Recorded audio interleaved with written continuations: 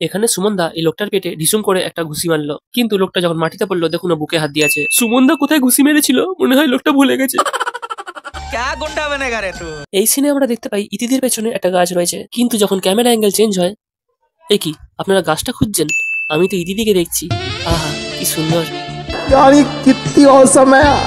এখানে সুমনদা এই ছুরি কাছি রাখার টেবিলটায় লাথি মারলো, কিন্তু সেগুলো বাঁদিকে নিচে পড়ে যাওয়ার বদলে ওপরে উঠে গেল। এত পর্যন্ত তাও ঠিক ছিল, কিন্তু ওপরে উঠে দেখুন এগুলো হাওয়ায় ভাসছে। তারপর সেই ভাসমান অবস্থাতেই সুমনদা একটা পছন্দ মতো অস্ত্র ওখান দিয়ে বের করে নিল।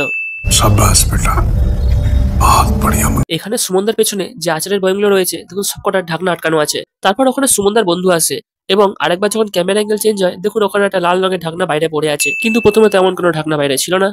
কথা কি ক্লিয়ার না ভেজাল আছে? উসমান সাহেবের পেছনে এই দুটো লোক দেখুন একদম কাছাকাছি দাঁড়িয়ে ছিল, কিন্তু এই সিনে যখন আমরা একটু দূর থেকে দেখি দেখুন এই সাদা ড্রেস পরা লোকটা কত দূরে চলে গেছে। এখানে এই যে লোকগুলো দাঁড়িয়ে আছে দেখুন এদের একজনের হাতেও ছাতা নেই, কিন্তু কিছু সময় বাদে যখন ওখানে বৃষ্টি শুরু হয় কি জানি কারা এক এক করে ছাতা বের করে টাঙাতে থাকে। কি বলছিস তুই? এই সিনে সুমনদা বোর্ডে একটা হাত রেখে ক্যারাম বোর্ডে শট খেলছে। আমাদের এখানে হলে তো বন্ধুরা ফাইন নিত। ও মা, এখানে সুমনদার বন্ধু তো দেখি বোর্ডে হাত রেখে শট খেলছে। যাক, এটা এমনি বললাম, এমন খেলা বন্ধুদের মধ্যে হতেই পারে।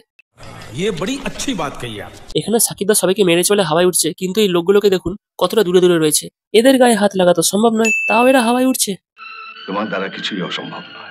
এই সিনে দেখুন এই লাশবাহী গাড়িটা আর এই অ্যাম্বুলেন্সটা কত কাছাকাছি এসে দাঁড়িয়ে আছে, কিন্তু খানিক বাদে যখন ক্যামেরা অ্যাঙ্গেল চেঞ্জ হয় দেখুন এই অ্যাম্বুলেন্সটা কতটা দূরে চলে গেছে। এইটাও সম্ভব?